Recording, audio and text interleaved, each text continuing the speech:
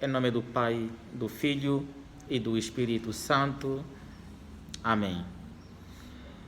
Queridos candidatos e candidatas a ministros extraordinários da Sagrada Comunhão,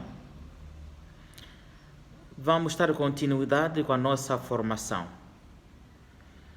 Desta vez, vamos refletir sobre a segunda parte da celebração da missa, isto é, o rito sacramental.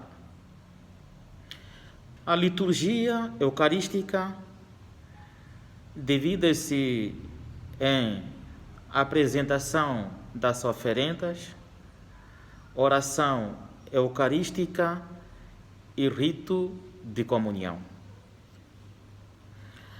Para começar, falamos da apresentação das oferendas. O pão e o vinho representam a vida do homem, o que ele é, uma vez que ninguém vive sem comer nem beber. Por isso, em Cristo, o pão e o vinho adquirem um novo significado, tornando-se o corpo e o sangue de Cristo. Como podemos ver, o homem é o que o homem faz, adquire um novo sentido em Jesus Cristo.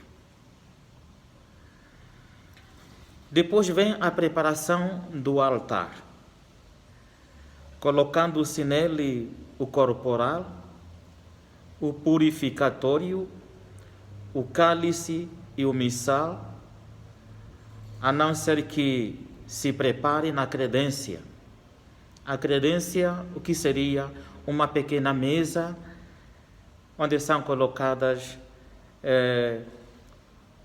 o cálice, a patena e outros instrumentos sagrados para a celebração da missa. A procissão, depois vem a procissão das oferendas. Neste momento, trazem-se os dons, o pão e o vinho e a água em forma de procissão. Assim, depois acontece a apresentação das oferendas a Deus. O padre, o sacerdote, apresenta a Deus as oferendas através da fórmula: Bendito sejais, Senhor Deus do Universo, pelo pão que recebemos de vossa bondade, fruto da terra e do trabalho humano, que agora vos apresentamos e para nós se vai tornar o pão da vida. E a Assembleia responde: Bendito seja Deus para sempre. Depois o sacerdote pega no cálice com vinho e reza assim: Bendito seja Senhor Deus do Universo, pelo vinho que recebemos de vossa bondade, fruto da videira e do trabalho humano, que agora vos apresentamos e para nós se vai tornar o vinho da salvação. A Assembleia responde: Bendito seja Deus para sempre.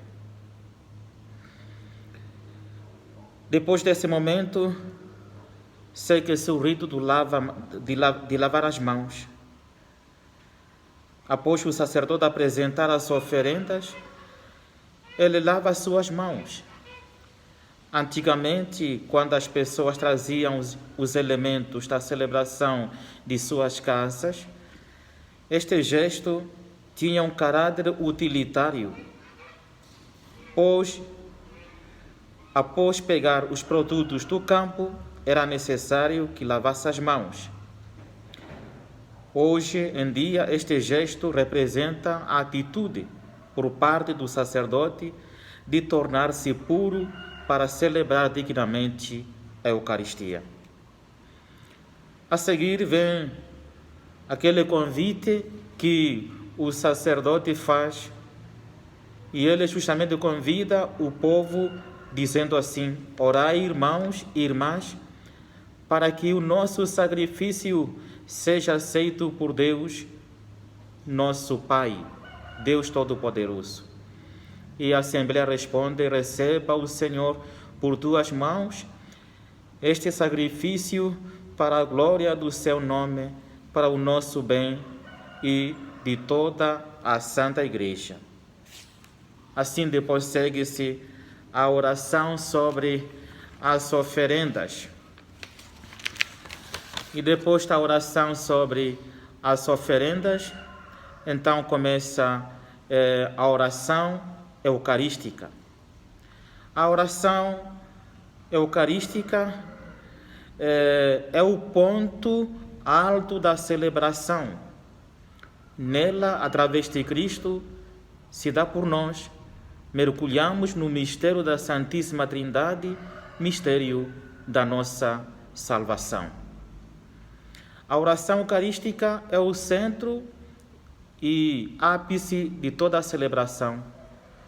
É prece de ação de graças e santificação. O sacerdote convida o povo a levar os corações ao Senhor na oração e na ação de graças e o associa à prece que dirige a Deus Pai por Jesus Cristo em nome de toda a comunidade. Portanto, o sentido desta oração é que toda a Assembleia se una com Cristo na proclamação das maravilhas de Deus e na oblação do sacrifício. Após vem o prefácio. Aquele começa com o diálogo. O Senhor esteja convosco. A Assembleia responde: Ele está no meio de nós. Corações ao alto. O nosso coração está em Deus. A resposta da Assembleia. Demos graças ao Senhor nosso Deus. E a Assembleia responde: é nosso dever e nossa salvação. Aí segue-se o prefácio, que existem vários tipos de prefácio. Existe o prefácio do Advento, o prefácio do tempo do Natal, o prefácio de Quaresma, o prefácio do batismo, o prefácio do tempo comum, o prefácio da Quaresma, o prefácio dos santos, o prefácio do tempo comum, vários tipos de prefácios.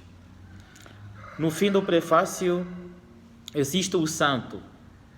O santo é a primeira grande aclamação da Assembleia a Deus Pai em Jesus Cristo. O correto é sempre o canto, o santo deve ser cantado. Depois do santo vem a invocação do Espírito Santo. Através do Espírito de Cristo. Através dele, Cristo realiza a sua ação quanto presente na história e a realiza nos tempos atuais.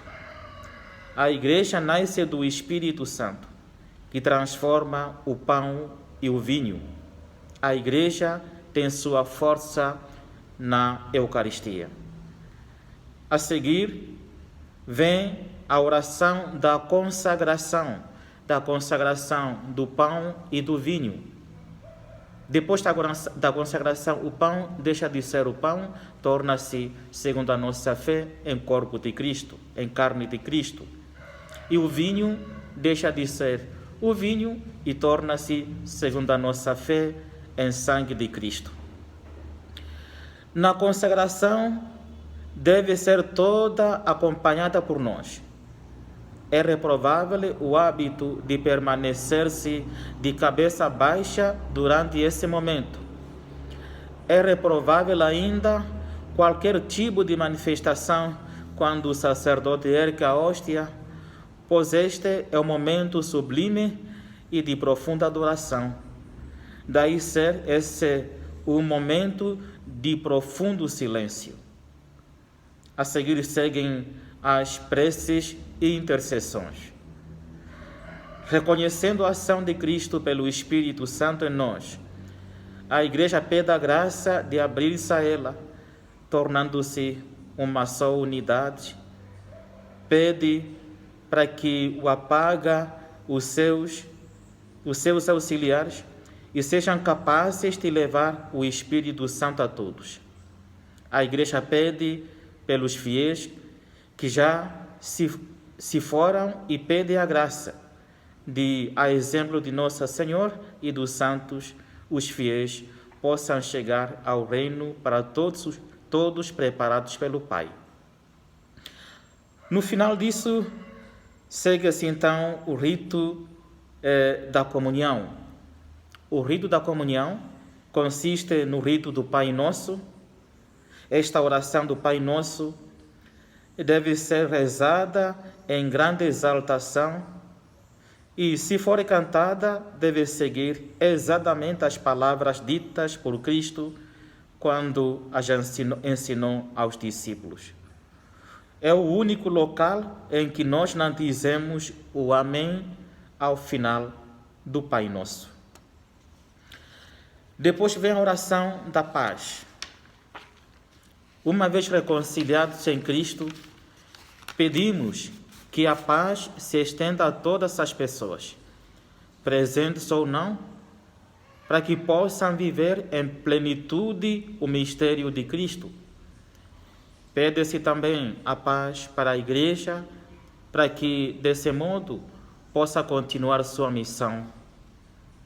Esta oração é rezada somente pelo sacerdote. O cumprimento da paz, a saudação da paz, é um gesto simbólico, uma saudação pascal. Por ser um gesto simbólico, não há necessidade de sair do local para cumprimentar a todos os que estão na igreja. Segue-se o Cordeiro de Deus. Neste momento, o padre mergulha um pedaço do pão no vinho, representando a união de Cristo presente por meio nas duas espécies. A seguir, todos reconhecem a sua pequenez diante do Cristo e, como o centurião, exclamam: Senhor, eu não sou digno de que entreis em minha morada, mas dizei uma só palavra e eu serei salvo. Assim segue essa comunhão.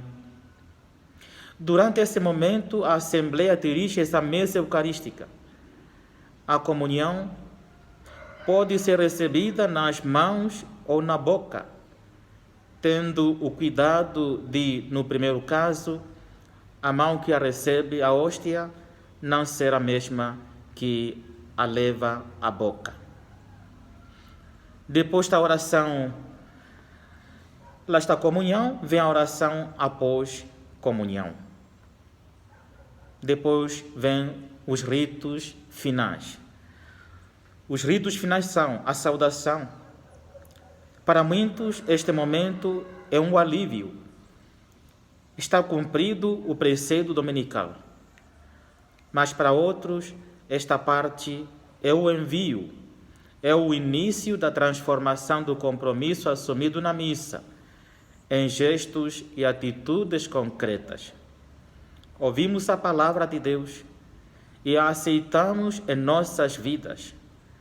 Revivemos a Páscoa de Cristo, assumindo também nós esta passagem da morte para a vida e unimos-nos ao sacrifício de Cristo ao reconhecer nossa vida como dom de Deus e orientando-a em sua direção. Avisos. Sem mais delongas, este momento é oportuno para dar-se avisos à comunidade, bem como para as últimas orientações do presidente da celebração. A bênção final. Após, segue-se a bênção do sacerdote e a despedida. Para alguns liturgistas, esse momento é o momento do envio, pois o sacerdote abençoa os fiéis para que estes saiam pelo mundo louvando a Deus com palavras e gestos, contribuindo assim para a sua transformação. Despedida. Passando a despedida para o latim, ela soa da seguinte forma: ite missa est. Traduzindo-se para o português, soa algo como: ide, tendes uma bênção e uma missão a cumprir, pois em latim, missa significa missão, o envio.